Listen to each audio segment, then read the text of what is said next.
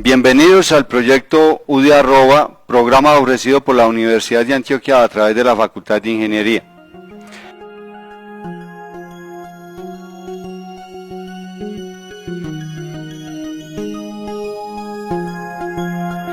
Vimos en el módulo 4 los métodos de demostración directo e indirecto. Vamos ahora en el módulo 5 entonces a presentar unas condiciones bajo las cuales se realizan ciertos procesos. Para poder llevar un control de la realización de dichos procesos es necesario conocer bajo qué condiciones se están realizando. Esas condiciones son prácticamente tres condiciones.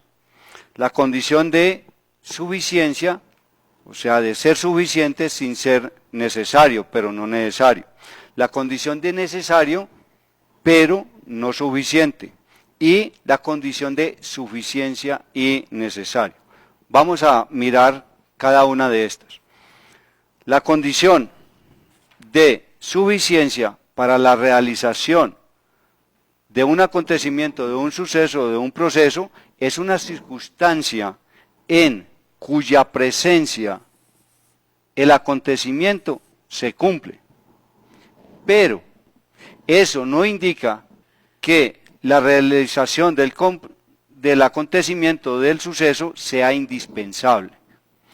En matemáticas tenemos un ejemplo de esta condición donde se dice que ser divisible por 10 es una condición suficiente para que un número sea múltiplo de 5. Sin embargo, un número puede ser múltiplo de 5 sin que sea divisible por 10. Por ejemplo, 15. Es un múltiplo de 5 y no es divisible por 10. Que un número A natural es suficiente para que sea un entero. Sin embargo, sabemos que hay enteros que no son números naturales, menos 5, menos 3, por ejemplo. Entonces, hay unas expresiones en lógica que son equivalentes a la condición de P es condición suficiente para Q. Esas expresiones lógicas equivalentes, que muchas veces en las mismas expresiones idiomáticas a veces nos enredamos con ellas, es P, entonces Q.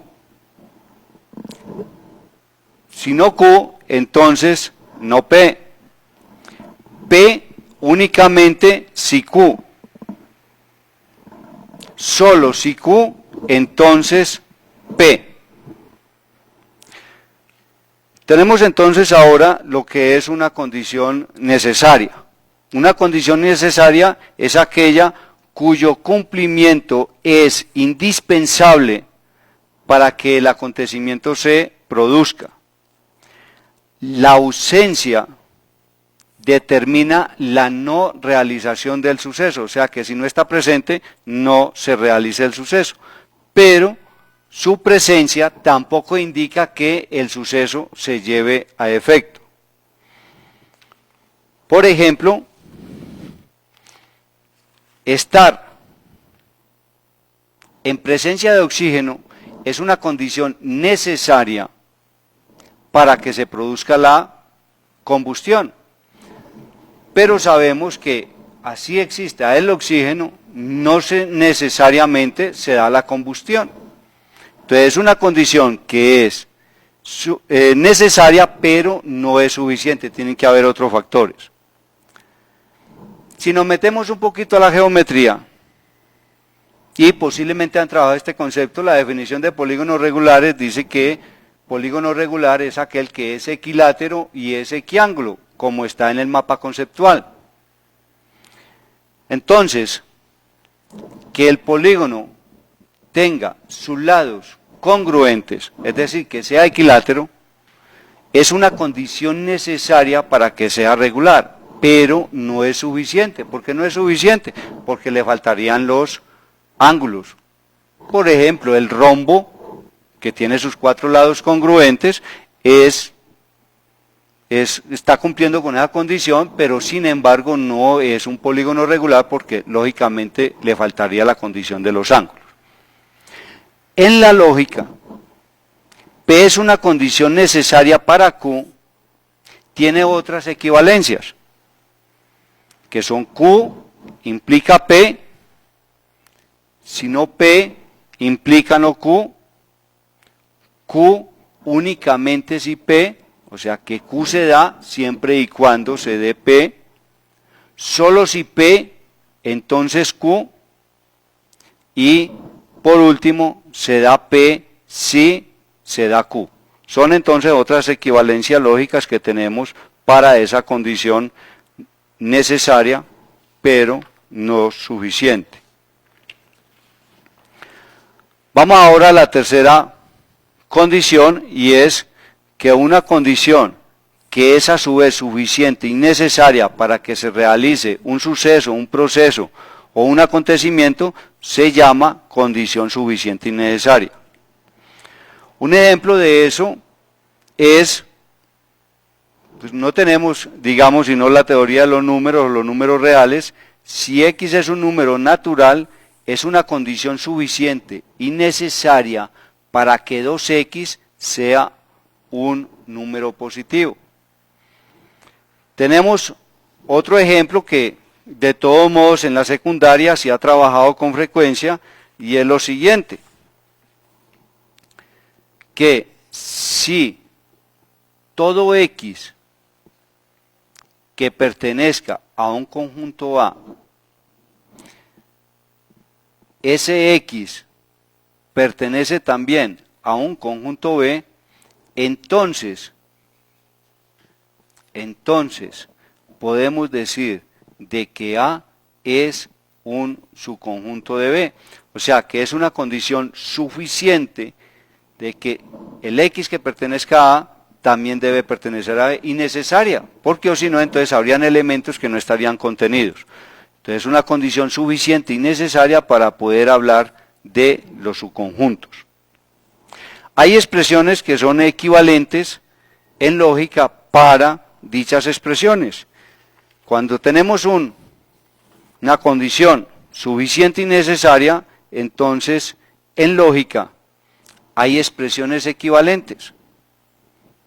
Cuando decimos que P es condición necesaria y suficiente para Q, entonces aparece la doble implicación o el bicondicional, que ya habíamos visto que se descompone en dos condicionales, P implica Q y Q implica P. También se lee P si, solo si, Q. Y la otra equivalencia es que P sí y únicamente si Q, o sea que si se da Q, entonces se está dando P y recíprocamente. Con esto entonces tenemos que las condiciones de suficiencia, condición necesaria, condición suficiente y necesaria, pues nos permiten identificar en los problemas y en los teoremas de geometría que vamos a enfrentar es un proceso demostrativo directo, indirecto, y esto nos puede colaborar en el proceso demostrativo. Se presenta mucho esa situación, lo vamos a ver en geometría. Con esto yo creo que podemos dar por terminado esa unidad, ese módulo 5, porque se han respondido algunas de las preguntas que habían inicialmente en el módulo acerca de qué es una condición suficiente, qué es una condición necesaria, qué es una condición suficiente y necesaria. Y con la ilustración de los ejemplos espero pues que haya quedado un poco clara la diferencia entre esas condiciones. Vamos a ver en el módulo 6 a complementar esos métodos de demostración que son muy eficaces, porque vamos a ver la refutación como por contradicción, que es equivalente a lo que es el método indirecto, y también vamos a mirar la refutación por contraejemplo, donde simplemente se busca un caso particular donde no se cumpla, entonces con eso se da la falsedad o la inconsistencia, la incongruencia de una demostración.